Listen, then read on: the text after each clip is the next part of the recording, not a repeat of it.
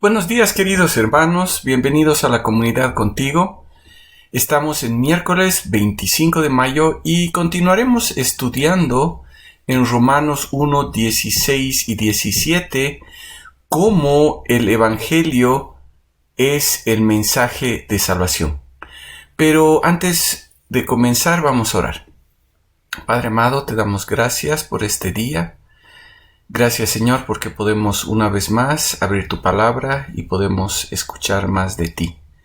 Señor, te pedimos que tú bendigas este tiempo y que, Padre amado, tú nos ayudes a entender más de tu palabra y a ponerla en práctica. Te damos gracias en el nombre de tu Hijo amado. Amén.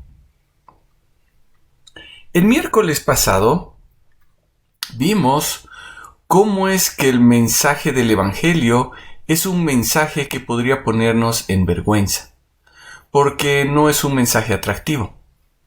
Pero en Romanos 1, 16 y 17, Pablo escribe y nos dice que él no se avergonzaba del Evangelio, el mensaje que más necesitan las personas, sino más bien que nos decía que es un mensaje poderoso para salvación. Entonces voy a volver a leer este pasaje para que podamos seguir estudiándolo. Romanos 1, 16 y 17 dice así: porque no me avergüenzo del Evangelio, pues es poder de Dios para salvación a todo aquel que cree, al judío primero y también al griego. Porque en él la justicia de Dios se revela por fe y para fe, como está escrito: pero el justo vivirá por la fe. Si bien el mensaje parecía tener mucho por qué avergonzarse, Pablo dice: no me avergüenzo del Evangelio. Pero ¿por qué Pablo podía avergonzarse de este mensaje? ¿Qué de malo hay en el mensaje del Evangelio? Si más bien el Evangelio es un gran mensaje de amor, ¿qué está mal en él?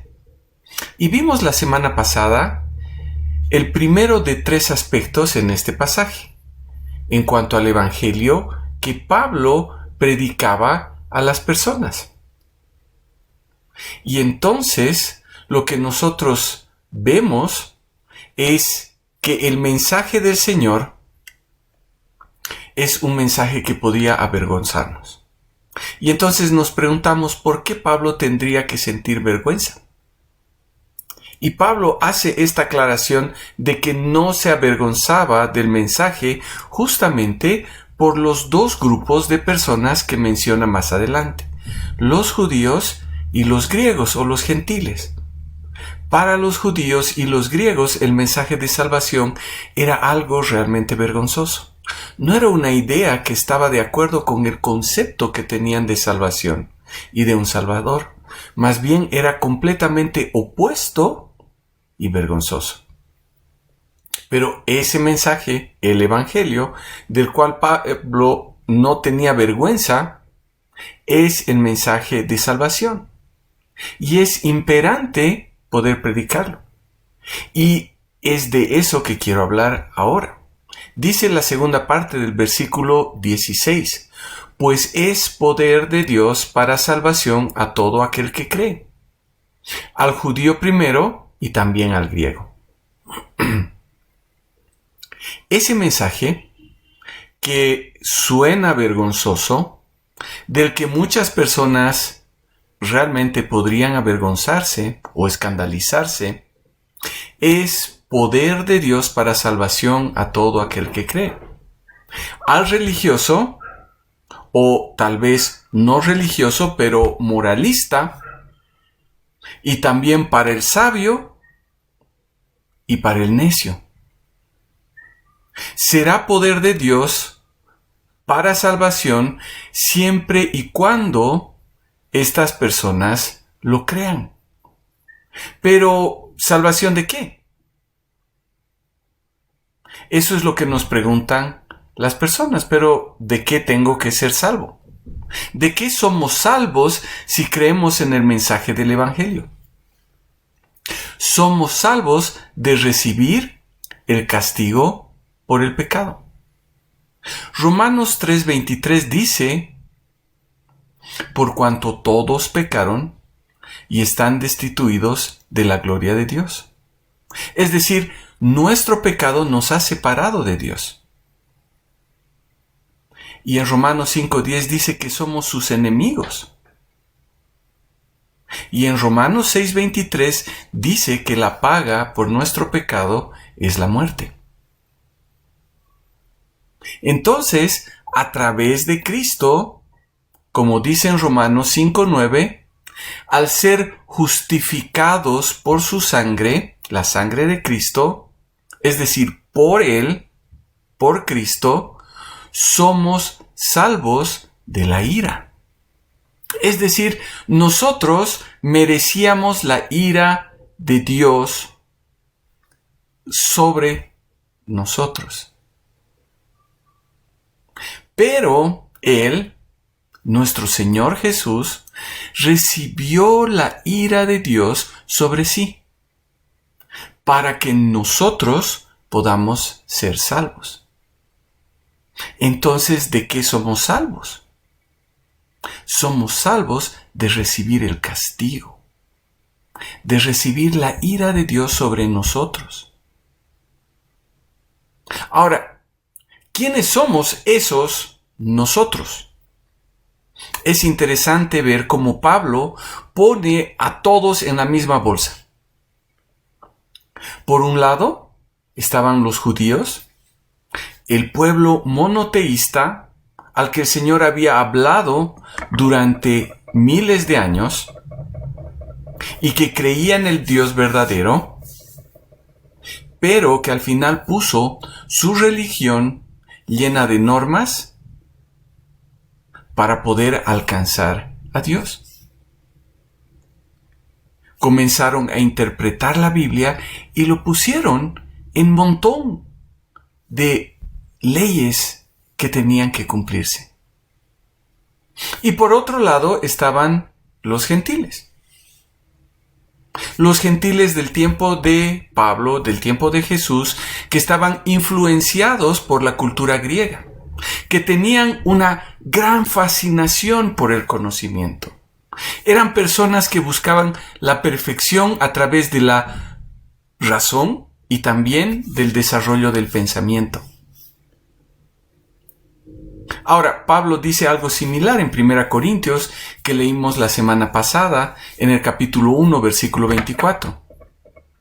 Pero para los llamados, tanto judíos como griegos, Cristo es el poder de Dios y la sabiduría de Dios. Y nosotros estamos llamados a proclamar ese mensaje. El mensaje de Cristo crucificado. Estamos llamados a predicar el mensaje por el cual nos damos cuenta de nuestra condición como pecadores y la imposibilidad que tenemos de resolver ese problema por nuestras propias fuerzas o a través de la sabiduría y el razonamiento. Vemos que en esa condición tenemos como consecuencia un destino terrible en el infierno. Y que solo a través de creer en Cristo, el Mesías, crucificado como nuestro Señor y Salvador, ese Cristo muerto por nuestros pecados, nos lleva a ser salvos. Ese mensaje, que son buenas noticias para nosotros, el Evangelio, es poder de Dios para salvación a todo aquel que cree. Es el mensaje de salvación tanto para el judío que tal vez se sentía insultado por las palabras de Jesús y de ver al Mesías colgado en un madero, como también para el griego que veía al Salvador, al Creador del universo, muerto de la peor forma como el criminal más siniestro. Es el mensaje que es poder de Dios para nuestros padres, para nuestros hijos, para nuestra esposa o para nuestro esposo, para nuestros parientes, para los vecinos, jefes, compañeros de trabajo, compañeros de colegio, de universidad y de cualquier persona que pueda escucharlo y recibirlo y que está viviendo sin una esperanza real. La condición en ese mensaje de poder, es la respuesta. Ahora me explico mejor. Es poder de Dios para el que cree, para el que entiende el mensaje, para el que reconoce su condición y recibe el mensaje como verdadero y hace suyo este mensaje. Y creo que es pertinente en este momento preguntar si hemos respondido a este mensaje, si hemos creído en el mensaje, el evangelio de salvación que es poder de Dios.